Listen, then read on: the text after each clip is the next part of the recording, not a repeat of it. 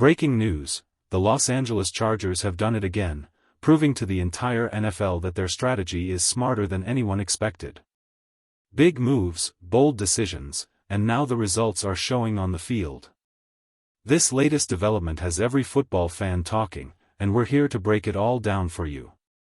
Before we dive into today's breaking story, make sure you subscribe to the channel, like this video, and hit the bell icon so you don't miss any of our latest Chargers updates.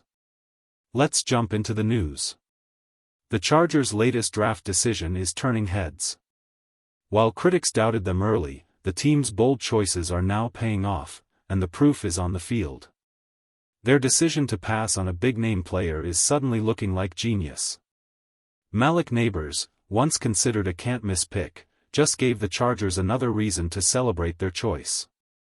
This isn't just luck, this is planning, patience, and confidence in their own scouting. The headlines are buzzing again, and one name keeps popping up. He's back in the media, making noise, stirring conversation. It's not that speaking up is bad, but sometimes you just want to tell him, take a breath. Calm down. Recently he said, "I don't care about the quarterback change, I just need to get number one the ball." But let's slow down for a second and remember how we got here. During the draft, everyone thought the Chargers would play it safe. Malik Nabers was sitting there, Marvin Harrison Jr. was still in the mix. Analysts were sure LA would grab a big-name receiver. Instead, the Chargers shocked everyone. They chose Joe Alt. And when the second round came, they went for Ladd McConkey, ahead of names like Jalen Polk, who still hasn't produced much at all. Looking back, it's starting to feel like a masterclass in patience. Caleb Williams, Marvin Harrison Jr., Drake May, Jaden Daniels, all of them making headlines in different ways. But the Chargers' plan? It's coming together quietly, steadily, and it's putting pressure on everyone else. Malik Nabers still has potential, but right now Los Angeles looks like the team that knew exactly what it was doing. When you step back and look at this draft, it's wild how everything unfolded. The Chargers locked in Joe Alt, and for a lot of fans, that was a shock. Why not a receiver, they asked. But when you study the board, it starts to make sense. Ladd McConkey was sitting there later, Roma Odunze was already gone, and the Chargers doubled down on building the trenches. That's not just a gamble, that's a strategy. And it's a strategy we've seen before. Think back to 2021, the Detroit Lions and the Penei Sewell pick. Everyone assumed they'd go flashy with a wide receiver. Instead, they took an elite tackle, and it changed their team. Lions fans were ecstatic, and history proved them right. They had almost no proven receivers at the time but landed Amon St. Brown in the fourth round, a hidden gem who became a star. That's the bigger picture here. Sometimes it's not about chasing headlines in the first round, it's about building the foundation first, then finding your playmakers later. The Chargers seem to be following that same blueprint now. And looking at how the pieces are falling into place, it might just pay off in a huge way. Look at the history of these drafts and you start to see a pattern. Trevor Lawrence, Zach Wilson, Trey Lance, Kyle Pitts. Not every high-profile pick lives up to the hype. Jamar Chase? That worked. Jalen Waddle? Solid. Penei Sewell? Legendary. Micah Parsons? Game changer. The point is simple, the best franchises know where to build first. Lock down the offensive line. Build the trenches. You can always find a receiver later. That's exactly why the Chargers' approach makes sense. Malik Nabers, talented, explosive, is someone you'll be watching closely for years. He's got upside, but he also has to prove himself every single game. And with the Chargers facing him this weekend, fans are going to see that story unfold in real time. This is where the difference between good and bad organizations shows up. Bad franchises chase flash and headlines. Good franchises build smart and steady. Look at the Chiefs, the Lions, the Eagles, the Chargers. teams that invest in their core before they go shopping for luxury pieces.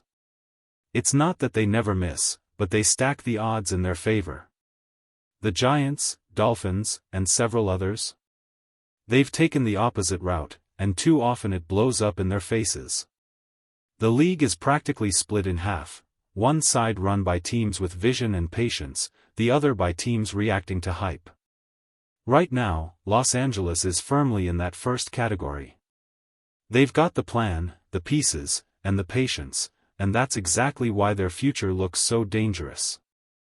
This is exactly why the Chargers find themselves staring at a golden opportunity. Sitting at 3-0 with a chance to go 4-0, this isn't just another regular season matchup, it's a moment that can set the tone for the entire year. And yet, that's what makes it nerve-wracking. The danger here isn't that the opponent is powerful, it's that the opponent looks weak. On paper, this should be as straightforward as it gets in the NFL. A rookie quarterback making his first start. A roster still trying to find its identity. A franchise struggling to build consistency. But everyone knows how these games go, the underdog comes out swinging, the scoreboard surprises you early, and suddenly you're in a fight you didn't expect. One bad turnover. One blown coverage. A few penalties. That's all it takes to turn an easy win into a trap game. That's why the Chargers must treat this week like a playoff test. No shortcuts. No taking plays off. Finish drives. Dominate at the line of scrimmage. Force the rookie quarterback into mistakes and control the clock. If Los Angeles can do that, 4-0 is theirs. A start like that would mean more than just another notch in the win column. It would cement their position at the top of the AFC West and send a message to the league: this isn't a fluke, this is a real contender. That's what makes this game so important, not the opponent's record, but what a victory says about the Chargers' future. At the end of the day, this is the new reality of the Jim Harbaugh era: nothing is going to spiral out of control. Even in games you win, it won't be a wild 38-24 shootout anymore. The tempo is different. The mentality is different. The Chargers are being built to grind teams down, control the line of scrimmage, and play disciplined, physical football. Expect lower scores, longer drives, and more field position battles. Harbaugh's approach values patience and precision over chaos. Even his punting philosophy reflects that: flipping the field, trusting the defense, and forcing opponents to beat you the hard way. It's old-school football in a league obsessed with fireworks, and that's exactly why it works. It's a shift that reminds you of his Michigan days. He was always willing to take the slower, steadier path if it meant a higher chance of victory. He studies every angle, treats every possession like it matters, and expects his players to execute with discipline. It's not flashy, but it's brutally effective. And that's where the Chargers stand right now. A new identity, a new culture, and a new level of control on Sundays. This is a team built for January, not just September headlines.